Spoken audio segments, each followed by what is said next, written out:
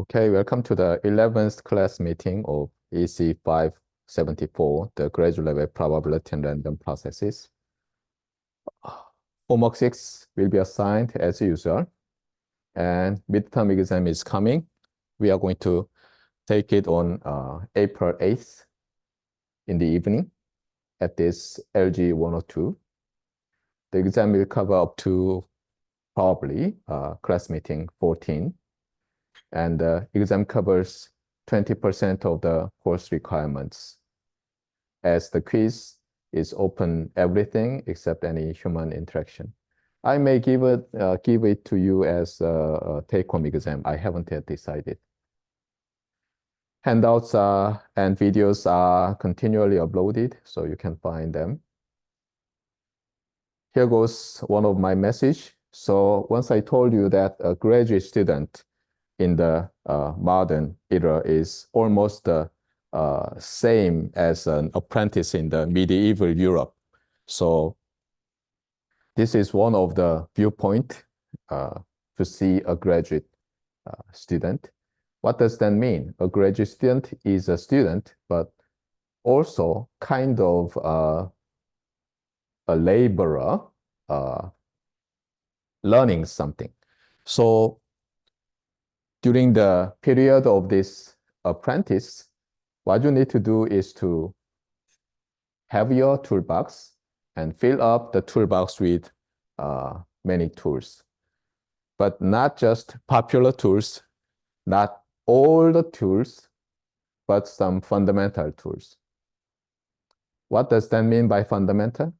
Fundamental means if you are good at handling that tool, you can be good at any other tools or many tools. So try to learn how to use some fundamental tools.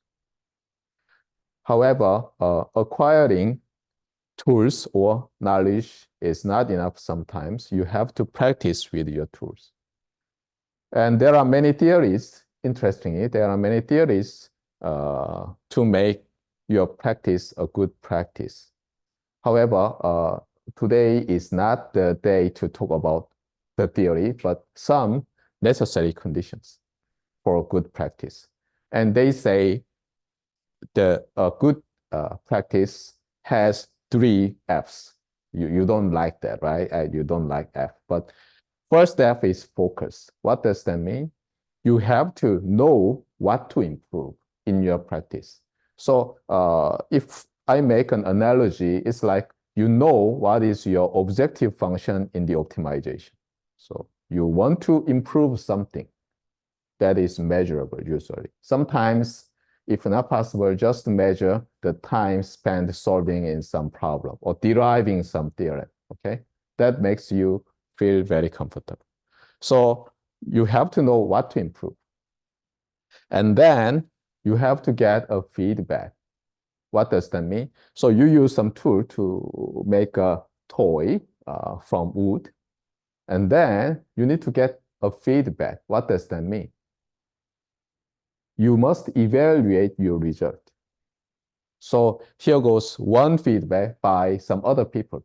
Sometimes coach is a good source of feedback. Sometimes you have to do it yourself. So we need sometimes mirrors. Probably you remember, have seen some picture of ballet schools.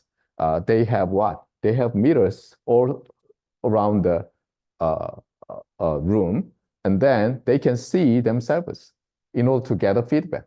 Especially here, what is important is the immediate feedback. So it's like this. You solve some high school math problem and never get a feedback. You don't grade. You don't check whether it was a wrong answer or correct answer. That does not make a good practice. You have to get an immediate feedback. And then what? You fix it. What does it mean by fix? You have to do it again in order to fix. Okay? So it's 3F naturally involves iteration. Okay? So you get a feedback and do it again. it's very similar to an iterative optimization. So you have your objective function. You check the value of a current estimate of a solution. And sometimes not only check the value, but also you find the kind of approximate gradient at that point. That is the direction.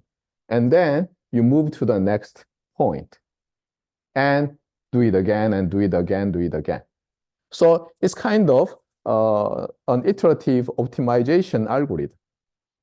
Got it? So if you haven't yet learned what is an iterative optimization algorithm, this is a good time to know that. Okay? Anyway, here you have to be careful. In the most important difference is that from the iterative numerical optimization is that you have to stop and think. Okay, so otherwise, sometimes you are just blinded by iteration. So try to stop and think. And theorists about good practice have found that, for example, if you want to become a chess master, then it's not necessary to play a lot of games. What is important is that when you play a single game, after that, you have to kind of rethink what you should have done, something like that. So probably you remember from the match between i.i.d and AlphaGo, after the defeat by the AlphaGo, i.i.d tries to repeat the game, but he suddenly finds that his opponent is not a human being and he goes away, something like that. But anyway, so chess masters, Go masters usually do this. They just do not move to the next game. So similarly, whenever you solve some problem, probably you bump around a lot and then solve it again, measuring the time. And you try to find where you spend too much time and then try to minimize that time in the next time. Got it? Anyway, so remember this. As a graduate student, you have to fill up your toolbox with fundamental tools. Not only filling up or acquiring the knowledge, filling up the tools, you have to be good at it using that. Okay, good at using that. Anyway, here goes the overview. We are here in chapter 4 of our undergraduate part, multiple random variables, and we are almost done with chapter 4. I hope we can move to chapter 5, which will be the last chapter of the review. So before midterm, I hope we can finish reviewing. Nothing much to correct or clarify, but here goes the review. So last time, we studied the concept of conditional CDF, PDF, PMF of multiple random variables or vectors. Especially, we considered point conditioning. And then we applied almost we applied the results from chapter 1, conditional probability, chain rule, total probability, Bayes theorem, blah, blah, blah. So we have almost the parallel results. And those are all very important. One interesting thing is the new notion of conditional independence. And you know what it is. Now, before we move to a function of two random variables, we are going to take a careful look at the notion of i.i.d. random variables today.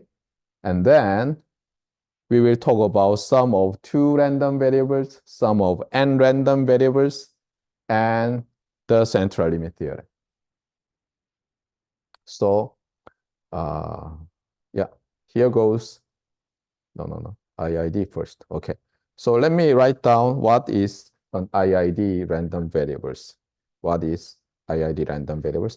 First, what does that mean by i.i.d.? Shamefully, when I was a graduate student, I thought it was an abbreviation of independently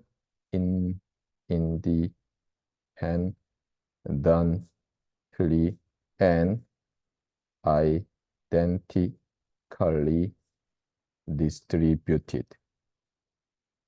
Of course, it is not.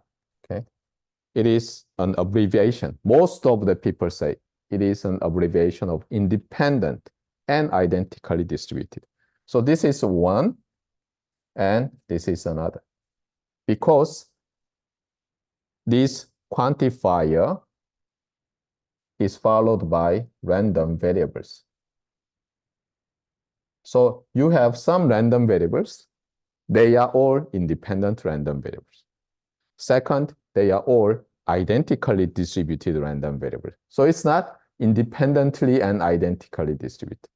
If you wanted to say independently distributed random variables, it would be correct. But anyway, we already have the terminology independent. So i.i.d. means independent and identically distributed. So what does that mean? Suppose x1 has CDF f(x1) of x. x2 has f(x2)x. What does that mean by these two random variables are i.i.d?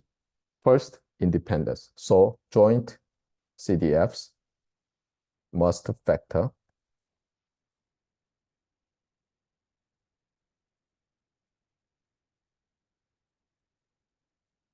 So this means independence, of course, for all x1 and x2. Second, what does that mean by identically distributed? Their CDFs as a function of same dummy variable must be the same, right? So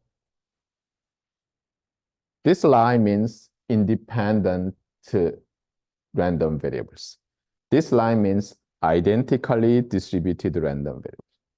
So we can say that there are independent but not identically distributed random variables. What does that mean? One is true, but two is not true, right? What about dependent but identically distributed? CDFs are same, however, the joint CDF does not factor. Got it? So this first condition and second condition, both of the conditions are met at the same time, then you say independent and identically distributed. Got it? Okay, so this is the two cases, two random variables cases. What about multiple? x1, x2, ... up to xn are i.i.d. random variables. What does that mean? Not that difficult. First, joint CDF of n random variables vectors.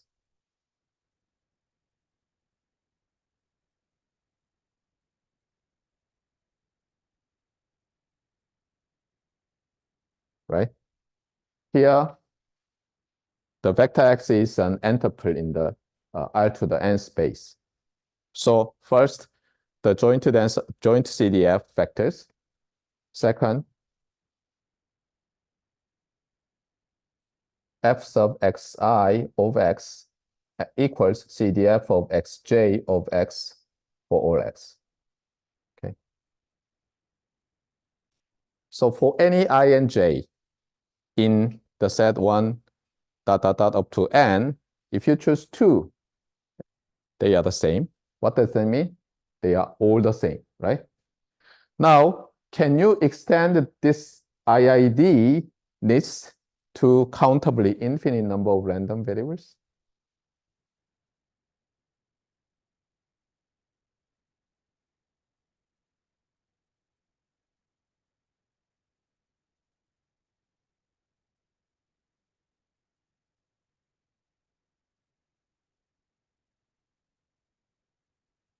Here you have some difficulty because what is the joint density or joint CDF of countably infinite number of random variables.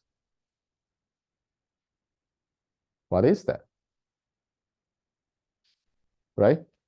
So actually, in order to define the i.i.d. list of countably infinite number of random variables, actually, we have to first define the notion of random sequence, which we haven't yet done. Okay? So this part will be deferred until we study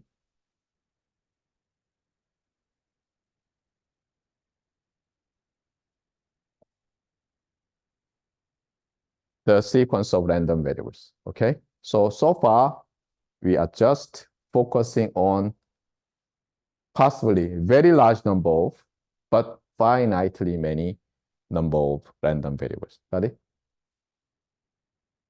When I was an undergraduate student, I really wondered what would be this line. Okay, and at that time, nobody answered to me. Anyway, the second line is very simple, right? Still the same. i.i.d. means that for any xi and xj, their CDFs are the same. For all x and for all ij, right? However, we don't know yet what would be the first line. That is the problem. Anyway, so keep this question in your mind and try to find the answer, and that will guide you for a while. Okay. Anyway, so let's move to the note. So first thing is the simplest one. Sum of two random variables. But in order to talk about that, I believe, what?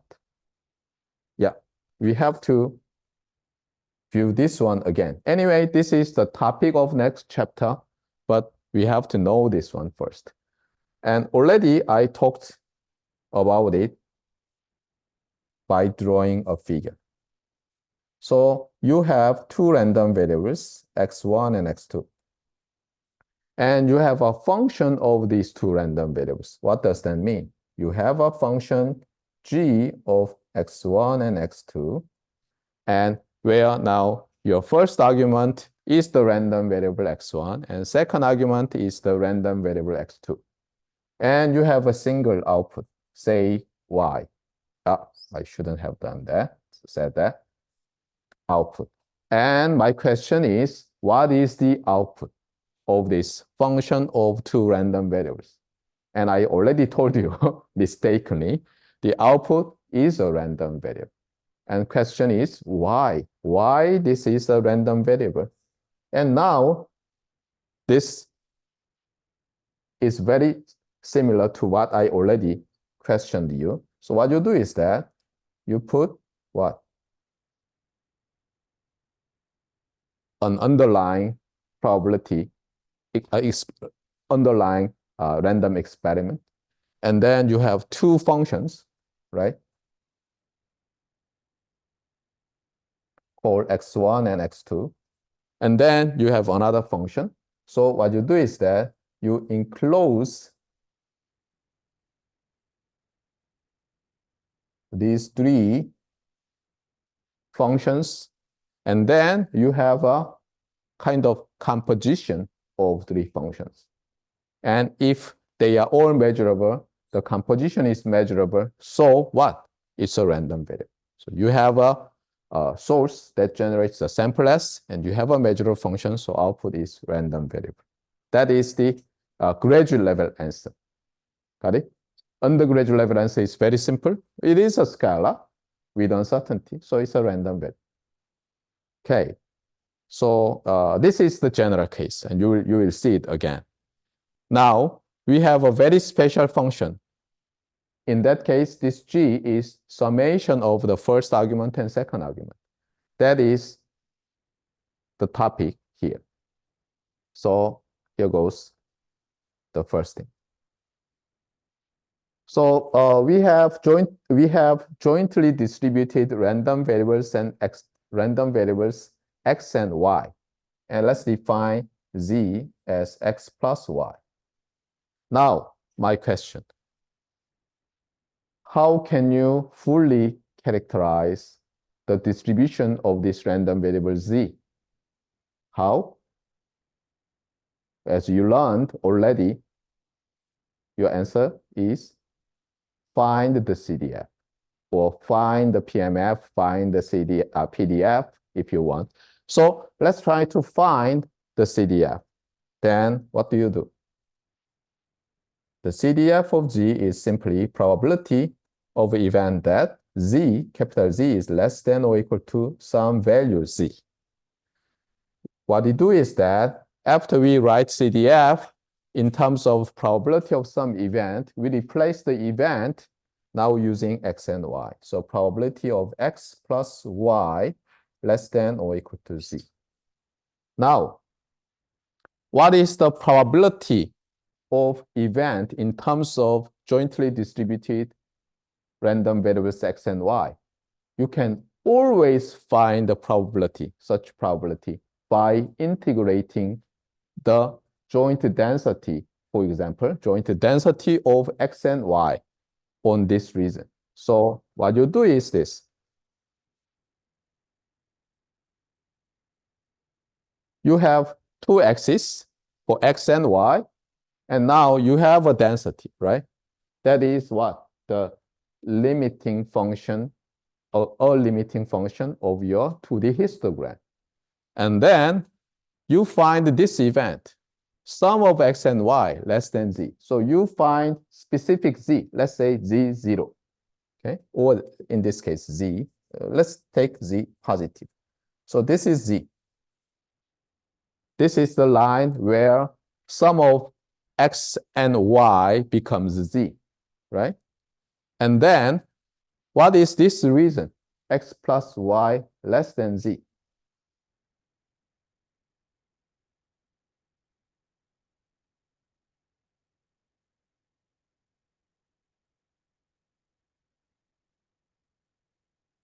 This reason, right?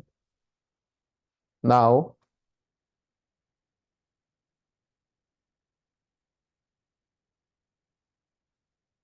how can you find the upper and lower limits of this double integral? So be careful. This is the double integration where your integration area is given by a set, right? See that? I don't have yet the upper and lower limits of individual integration. This means you have double integration over this, on this area. Now, we can rewrite this one using iterated integrals, which means that you can write it because this integration area is very simple.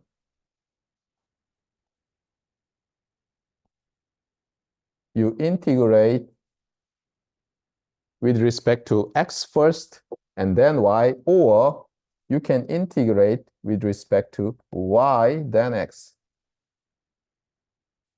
Then what will be the upper and lower limits of these iterated integrals? And about that, you learned in the multivariate calculus. Okay, be careful. Probably you say that, oh, wait a minute, this is defined as this. No. Be careful. If you go back to your multivariate calculus, double integration over an area in the R to the 2 is not defined as iterated integral. It's defined as, actually, it's denoted by this one and defined, for example, in the Riemann sense, what? You have an area, you divide it into several sub-areas, and then within each area, you find the minimum and maximum if it is a Riemann integral. And then what? You find the upper Riemann sum, and you have a lower Riemann sum, and then you take the limit. If two Riemann sums converges, And if they are the same, then the value is called the double integration. So it's like, as most of the integral means satisfies, the integral may not exist, but if it exists, it's unique automatically. Anyway, and that integral is denoted by this one. Got it? That is the definition of double integral. And then you have a lemma.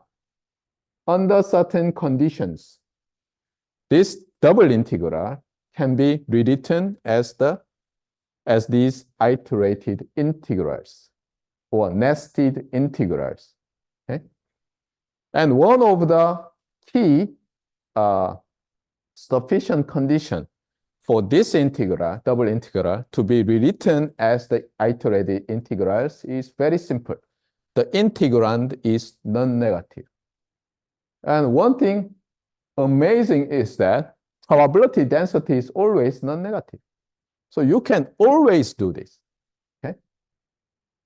So our undergraduate textbook shows this result.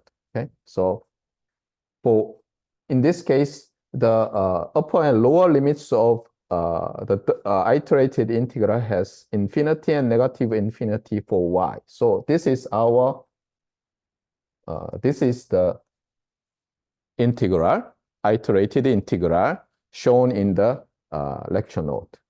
So what does that mean? Y can be anything.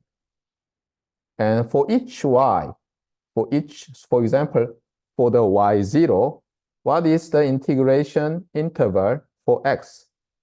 You have here x equals z minus y0. So here you have what? Z minus y negative infinity, because for specific y, this is the integration interval for x. Got it? So that's why you have this. By the way, in our note, it used the w, not z, so it's confusing, but it's okay. Okay, x, y, z would be better. Okay. For this iteration, second iteration with integration with respect to y inside, you find the upper and lower limits. Got it? So this is the most general result.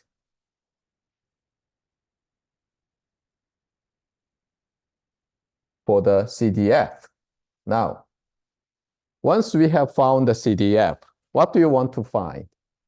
Probably PDF if the CDF is differentiable. So we differentiate with respect to z, and what happens? We need to differentiate this iterated integral with respect to z. Got it? Then what do you have? What do you have? We want to use Leibniz rule, okay? And if we apply Leibniz rule, then what do we have? This is simply the derivative of the CDF. And if we use the upper iterated integral, we still have this integration because it's nothing to do with z, but we have what? This goes inside this one. Okay, so joint density evaluated z minus y, comma y. Okay? So this is the result as shown where it is shown. It's not shown. Okay, strange. Why? Just a second. Can we do this? Be careful. Can we do this? Let me be careful. Yeah, I believe we can do that. Yeah. I'm not sure. I'm not sure. Is it true? See.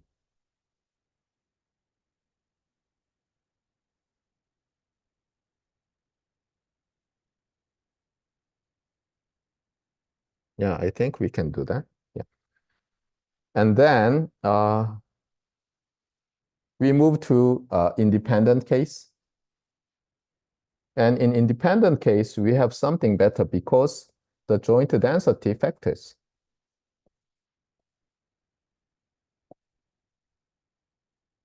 So in that case, the density function of z is simply what? F of x evaluated at z minus y, and f of y evaluated at y dy. And what is it? Have we seen something similar? Yes, it's the convolution between the density of x and density of y. Be careful here. Density of x converge with density of y, but your variable is what? Variable is z. So you'd better write this way if you prefer this notation. Putting the parenthesis and argument next to the name of function, okay? This would be better in order not to confuse yourself. However, if this notation is necessary, be careful. You have to use z because it's they are function of z, okay?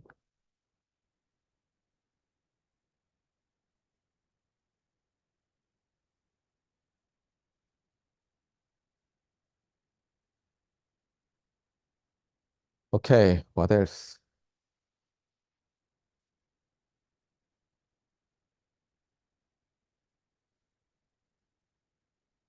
So the story goes like this. If you have sum of two independent random variables, then your resultant random variables PDF is simply the convolution of the PDFs. And is there any intuition why we have this result? And that is one of the questions. So let's think more about that before we move to the next topic. So consider this case. You have some block like this, right? So you have a source that generates an x and y, and you have z. Now, consider the case where x and y are independent, and x has some value like something like this.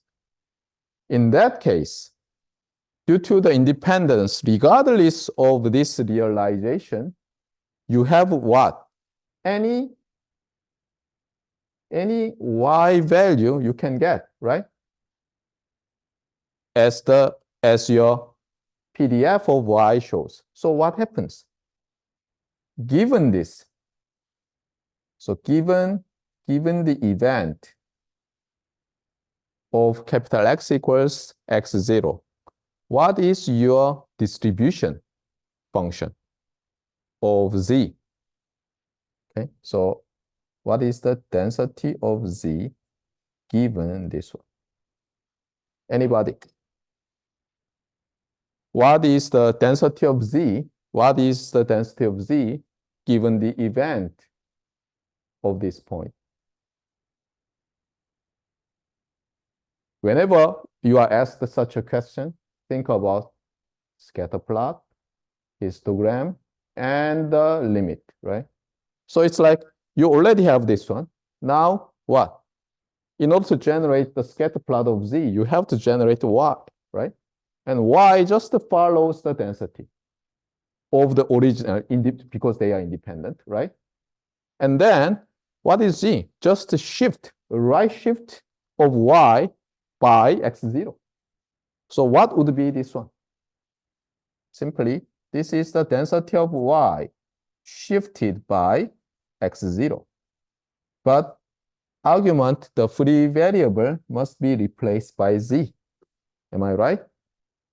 So this is your intuition when they are independent. Okay? So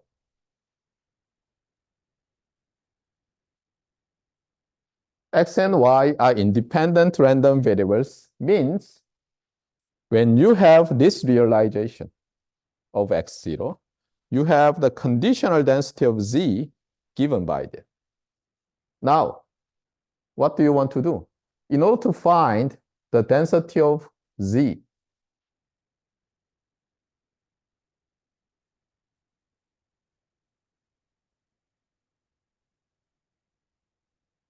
what do you want to do? You may use something like this.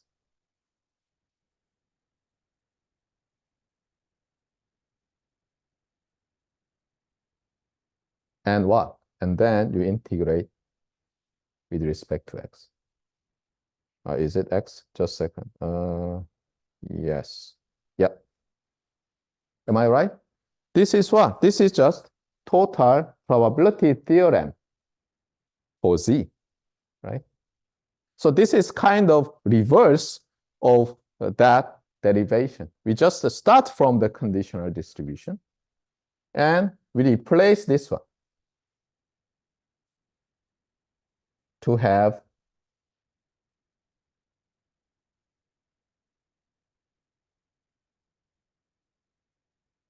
the convolution between x and y. Got it? So this, what does this mean? What does this mean? Output PDF is what? Weighted, translated, shifted version of the distribution of y. And that exactly means this one, right? And the weight depends on the PDF of x. And as you've seen in signal-gen systems, what is the convolution interpreted in signal-gen systems? You have an LTI system with impulse response h. You have input x. What is the output? Two interpretations. First is that your input is delayed and weighted by h. Second one is that your output is a delayed and weighted version of the impulse response. And the amount of, given the amount of delay, the weight is determined by your input. Same as this one. If you condition on this point event, then your output conditional distribution is simply the shifted, if it is interpreted in signal system, delayed, right? But shifted version of the histogram or PDF of y. And what is the weight? Weight is this density evaluated at x0. Now you do it for every x, which means that you integrate. Then what? You have the convolution. Got it? So that is the idea. Of course, you can switch the role between x and y and get the same thing, because the convolution is a commutative operation. Got it? Anyway, so that is the reason. If they are dependent, it's of course complicated. If they are dependent, it's complicated. What can you do if they are dependent? Still, which one? No, I wouldn't say that, okay? Because from here to that, it's all due to the independence between x and y, okay? So anyway, so independent case can be understood as a special case of dependent case, or it itself has some meaning like this. Okay, now, since we have considered the sum of two dependent random variables, sum of two independent random variables, now let's little bit generalize. So we consider n, but still independent random variables. What would be that? So it's like you have x1 plus x2 plus ... up to xn. And you may say this as y. What is the distribution of the random variable y when xi's are independent? And that is fortunately very simple, because if you have a finite number of things to be summed, the order in the sum doesn't matter. You can always do something like this, right? Because you have the associativity in the summation. So every sum becomes what? Sum of two random variables. So you can do it step by step. Density of y is simply, first you consider these two. Okay, density of x1 and converge with density of x2. But in order to keep y as the variable, you have to use y, and then convolution with f sub x3 evaluated y converge with dot dot dot up to converge with f sub xn of y. Okay, so you have n minus 1 convolutions because convolution has two inputs. So you have sum of n random variables, which means that you have n minus 1 convolution operations to obtain the density of the sum of n independent random variables.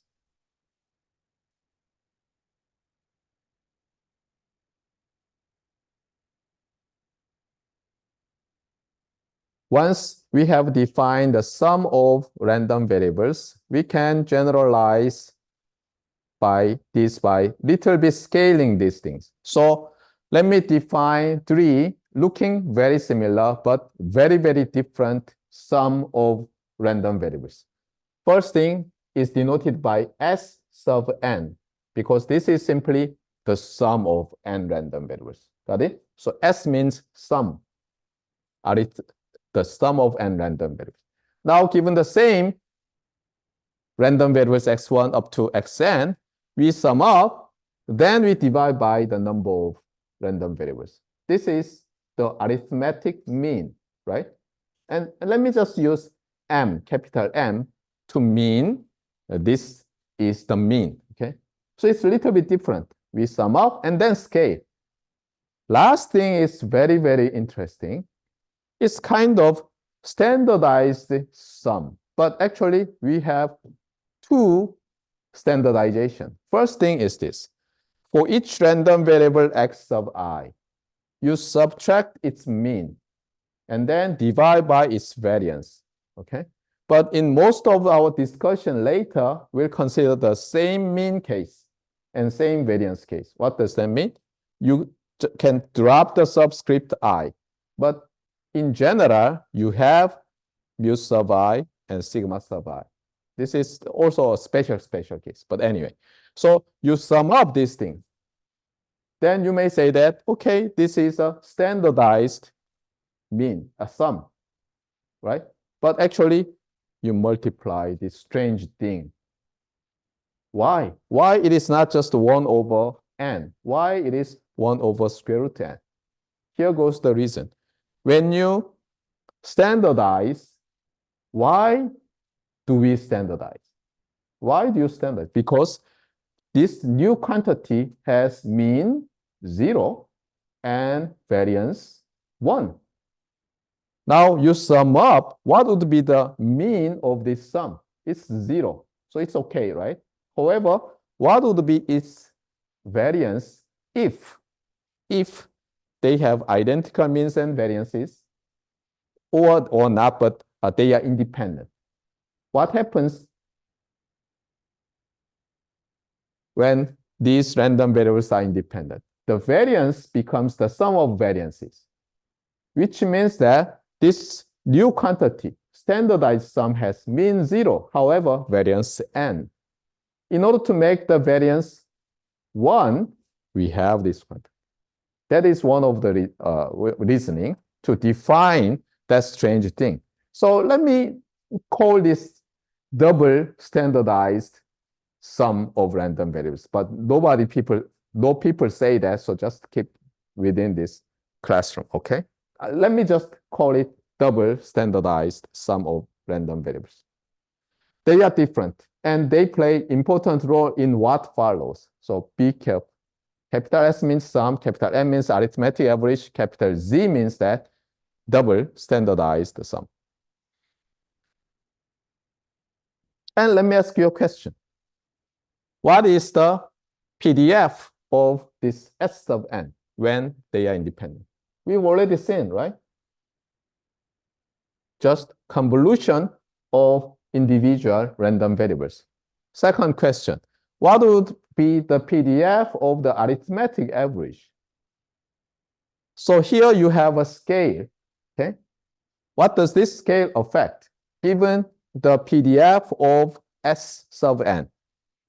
Scale means that if n is very large, you shrink, right? So your histogram shrinks. But histogram must integrate to 1. So what does that mean? The height of density must proportionally increase. So if this was the PDF of S sub n, this should be the PDF of M sub n. Got it? Then what would be the relation between the density function of S and density function of M?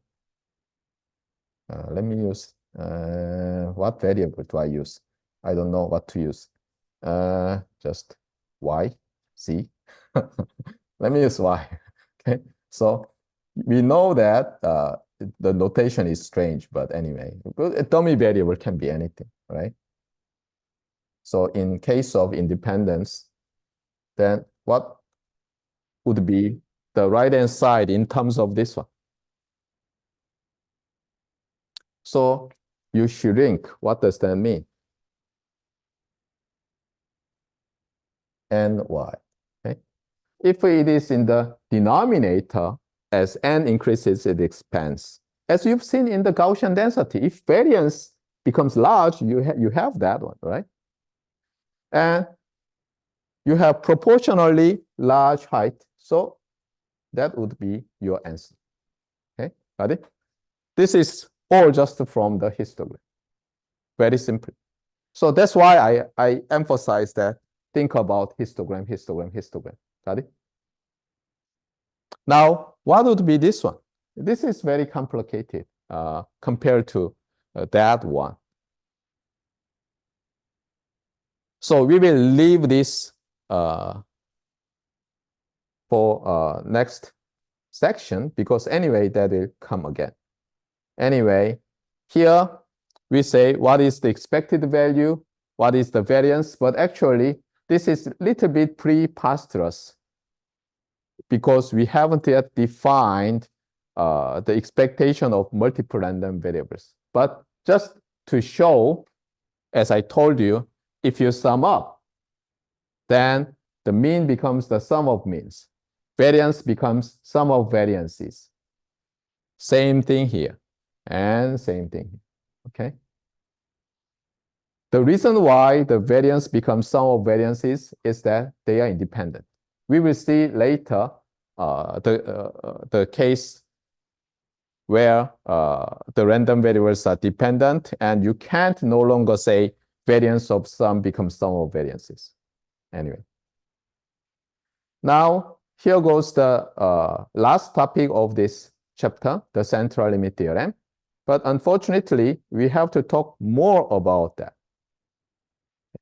So first, we have some motivation like this, especially related with that one. Okay, so this is the motivational example. Suppose you have a binomial random variable. So you have, let me see, some y that follows b and p. What does that mean? B means binomial, okay? So by the way, this tilde or sim, actually, this should be interpreted sim because it's not tilde in the uppercase. So this sim means follows the distribution or something. So random variable y follows the distribution of binomial random variable, and binomial random variable is a family of parameterized random variables with two parameters, n and p. And we can interpret this one as something interesting. What? This is equivalent to say that y equals sum of n independent and identically distributed random variables, where xi's are i.i.d. I already defined what does that mean. and what? Probability of event that xi equals 1 is p. Okay, so, okay, 1 is p and 0 is 1 minus p. Usually for p between 0 and 1, but actually 0 and 1 are also allowed, but not in our case. Okay, so let me restrict p to in between 0 and 1, excluding the two endpoints. Now, what about having very large n and plot the histogram and see what would be its CDF or PDF? So let's start from one case. Then what's the value of y? 0 or 1. And your histogram has two bins, one including 0 and one including p. And even though after some normalization, what do you have? You have delta function type histogram because it is a discrete random variable. If p equals 1/2, then you have 1/2 height impulse, 1/2 height impulse at 0 and 1. Okay. What about 3 terms? Now you know from Pascal's triangle. What do you have? You have 1/2 and 1/4 from 0, 1, 2. What about n? Then you have 0, 1, 2, 3, up to n, right? And you have delta functions with height that follows something like this.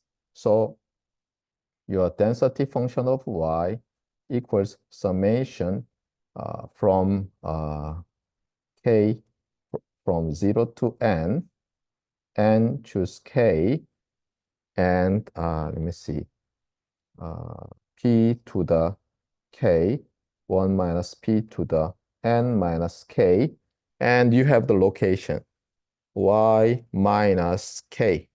Got it?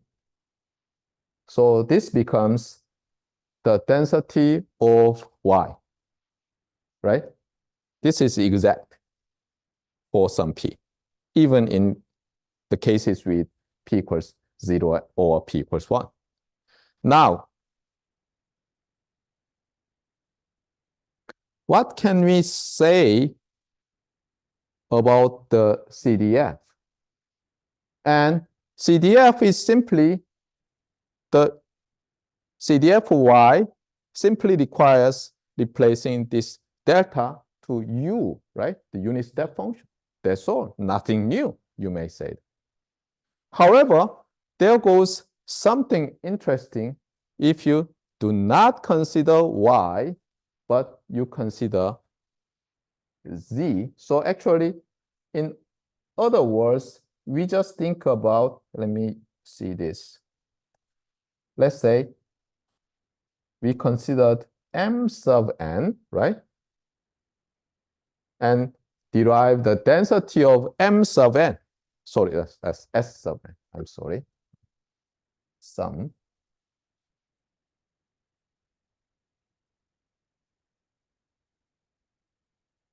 Got it? Now, what about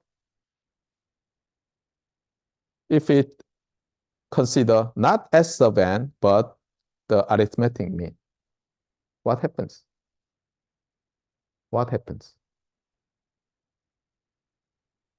You just divide this one, right? Replace y by ny, which means that you shrink, right?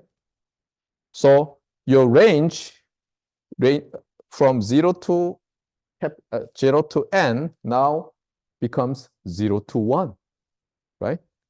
You just take that large number n to 1, and then your direct deltas shoots up. What if you increase n very, very, very, very large? Then what happens? You will see something more close to the value p. That's not good. That's not what you want to do, because what you want to do is to approximate this sum using something useful, something very simple. But in this form, if you increase n, kind of disperses more and more, right? If you consider mean of this one, then density becomes more and more something similar. Sorry about that. Just a second. Let me see. Something wrong. 0 and 1. P, right? Something similar to this, right? What is the mean? NP. You divide by n, it becomes P. So that's why for sufficiently large and you have something like peak and almost 0. So that doesn't help much. Now, what about thinking about the standardized mean, Zn? That is something strange, but you have, what is the mean, by the way? P1 minus P square root, okay? So you do this. Then what happens? And as you learned in your undergraduate course, this Z sub n has density very close to the Gaussian density. That is the central limit theorem, actually. Got it?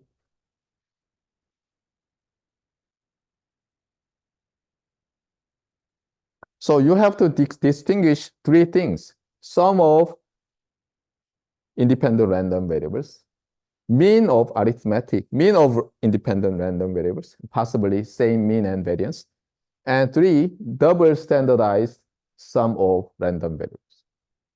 And in this case, this G sub n is very close to zero mean unit variance Gaussian. And you may say that, hey, then what's the use of this one? Actually, it's very useful because every limit operation must be interpreted as what? Not just something at infinity, something at very large number. Okay, what does that mean?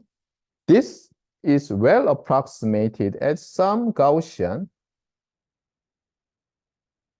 with mean 0 and variance 1. Then you can reverse engineer to do that. So let's say that this is n, okay? Then what happens? Z sub, not G sub n, you can talk about S sub n in terms of n, Gaussian random variable. How? Because this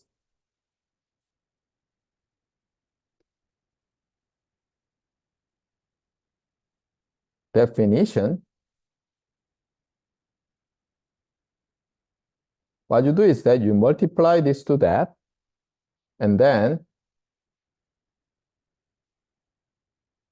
by rearranging, you can write Z sub n as an affine function of n. Okay? Of course, you can do something similar. You can find, so not G sub n, I'm sorry, M sub n, or S sub n in terms of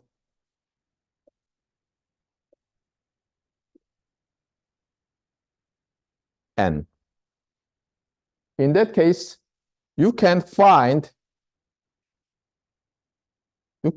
some probability of event in terms of the arithmetic mean, for example, something like this, by using what? Gaussian CDF. You can approximate. You can find some probability of event in terms of the summation. Again, you can use the Gaussian CDF. And Gaussian CDF is sometimes written by f or sometimes written by v function, or CCDF written as a q function, and you can find those things. So this is the idea. So what you want to do is that for sufficiently large sum or scaled sum, standardized sum, okay, we want to approximate the probability of some event by using a very well-known CDF or density. So we approximate the CDF of a random variable by CDF of another random variable when n is very large. That is the idea. That is the idea of the convergence in distribution. Okay? So here goes the motivation. For sufficiently large n, you can approximate the CDF of a random variable that is related to the sum of random variables or mean of random variables or standardized sum of random variables. Got it? So here goes the definition. Convergence in distribution means that the CDF of your interested random variable converges to some target random variables CDF. So CDF converges to CDF. In that case, you say that I have established the convergence in distribution for these random variables. Got it? Okay. So that is the idea. You have to talk about the probability of event, well approximated by the probability of other event. That is the idea of convergence in distribution.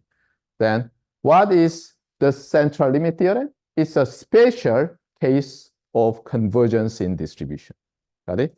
So remember this way. There is a theory about the convergence of random variables in some sense. One of the sense or mode is convergence in distribution.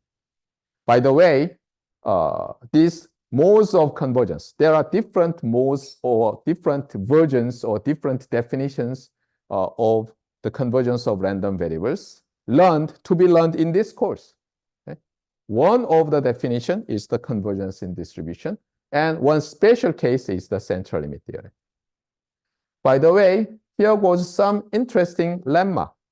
So whenever, according to the definition, in order to show the convergence of the CDFs to a target CDF, verbally, we have to show that the function CDF, the functions CDFs converge to another CDF. Is that the only way? The lemma says that you have an alternative equivalent definition. That definition is much more actually useful. What is that? If and only if the characteristic function converges. So suppose you have the characteristic function of y sub n. So nth random variable has the characteristic function phi sub y sub n omega. Now, if this CDF converges to the CDF of another random variable z, then you have established the convergence of this sequence to that random variable. Okay. Of course, for all omega real.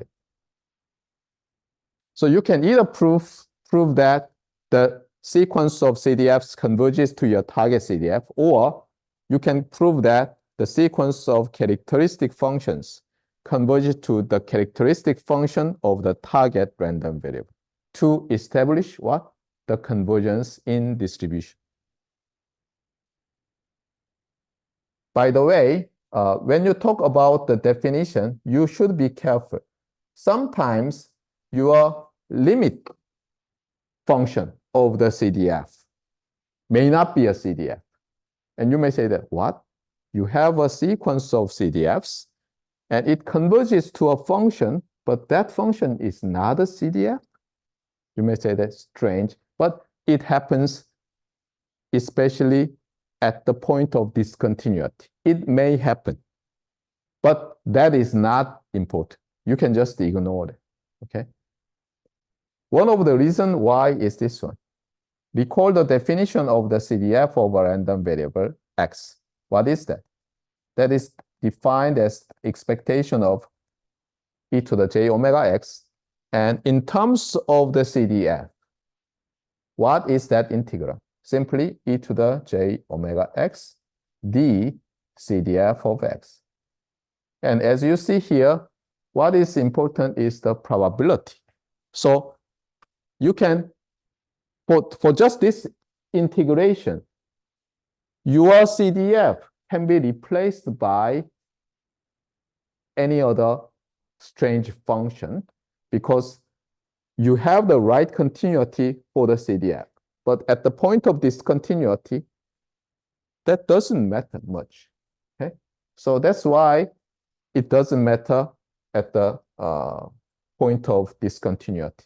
Even though you don't have exact CDF, it's still okay. You can replace that with the CDF that is what? Right? A right continuous function. So as I told you, people love this lemma of equivalent definition. And as I told you, Gaussian case is one of the simplest central limit theorem case. And here, I believe, where is the example? Yeah, here goes the example. So let's see. You have S sub n defined as the binomial random variable with two parameters np.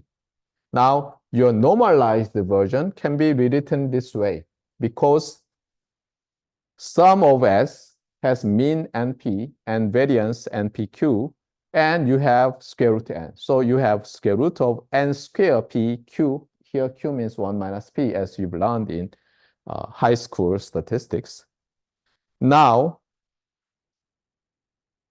you know what is the CDF of CDF of S, or what you can do is that actually you can do this. Let me see. Sn of omega is what? Sum of x1, x2, xn of omega. And we know that the density of x is the convolution. What does that mean? Fourier transform of convolution is what? Product of Fourier transform. So you have characteristic function of xi of omega, for I from 1 to n. And amazingly, due to the i.i.d.ness, identical distributedness, you have what? The characteristic function of binomial 1p, right? So what is the characteristic function of binomial 1p? You have value x either 0 or 1. When it is 1, you have e to the j omega with probability p, value times probability plus value times probability. So you have e to the j omega p plus 1 minus p. So here you have e to the j omega p plus 1 minus p. Now it's raised to n. So what you have is eventually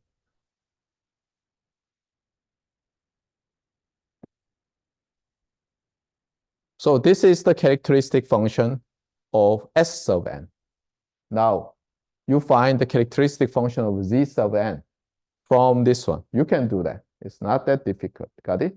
You scale, shift, and you have something.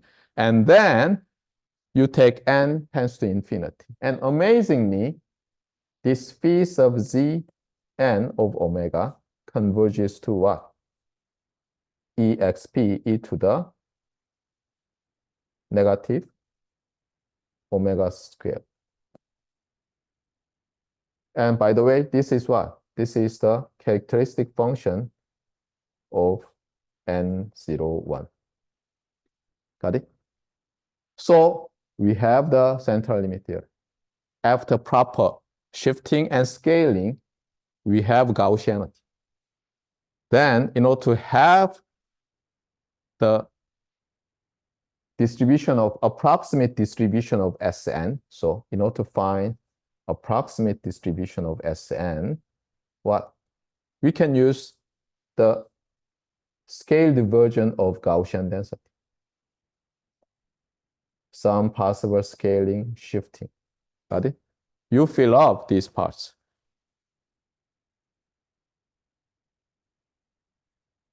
And now you should be a little bit careful about a very similar situation of this one.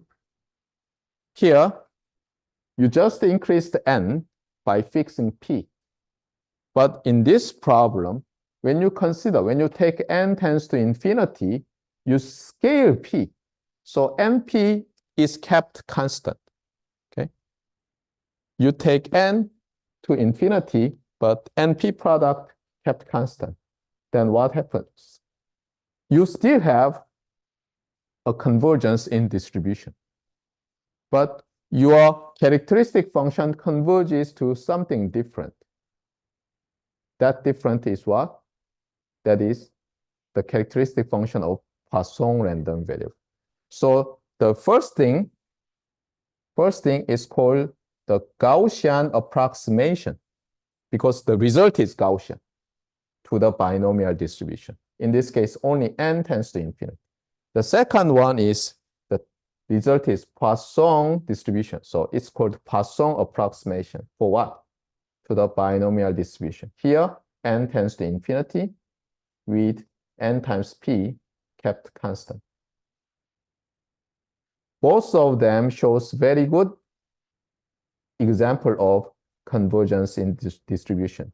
Convergence in distribution, because you use the characteristic functions. However, this is a central limit theorem, special case. The second case, because it does not converge to Gaussian, but Poisson, it's not called central limit theorem. So let me draw a block diagram of kind of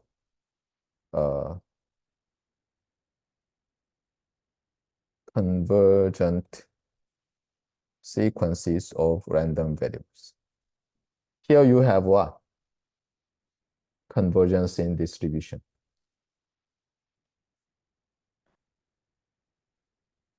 Then what do you have? Here you have what? This is Gaussian approximation to binomial. This is what? Poisson approximation to binomial. And you have the set of central limit theorems here. Central limit theorem. Got it? So this is a special case of the central limit theorem. You have independent and identically distributed binomial random variables, and you consider the double standardized sum of them, and that converges to Gaussian with parameters 0, 1. So you have established a central limit theorem.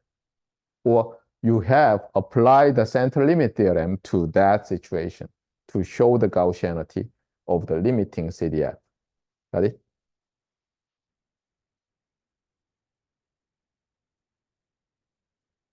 By the way, there are many versions of general central limit theorems, actually. The central limit theorem is not a single theorem. There are many central limit theorems. But in most of the undergraduate books, say the central limit theorem, talking about this special case. So here goes the theorem. You have, see where it is. Yeah, I remember you have independent random variables with, no.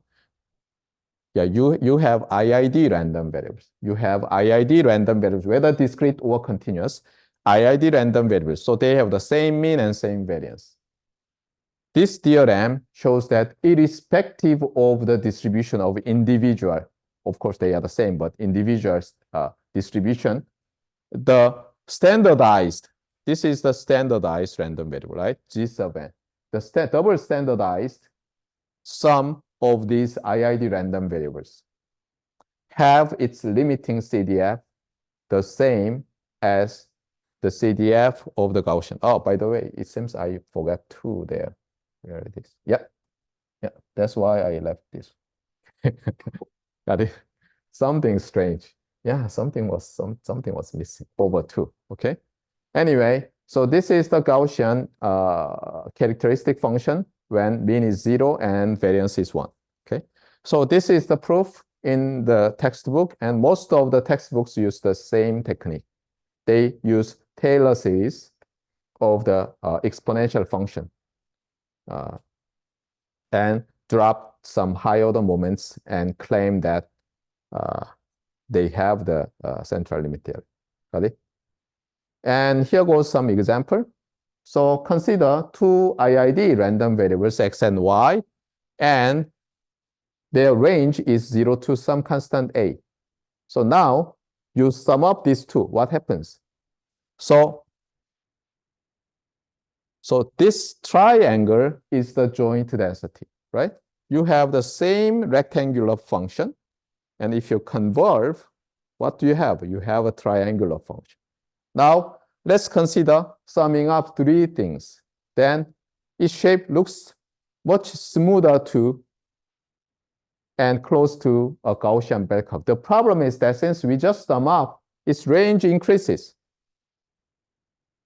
If we just divide by n, range is kept to 0 to 1, but as we increase n, it becomes more and more to a direct delta function, but it's not useful. So if we divide by, for example, square root n, what's the problem? Still, in this sum case, the mean increases.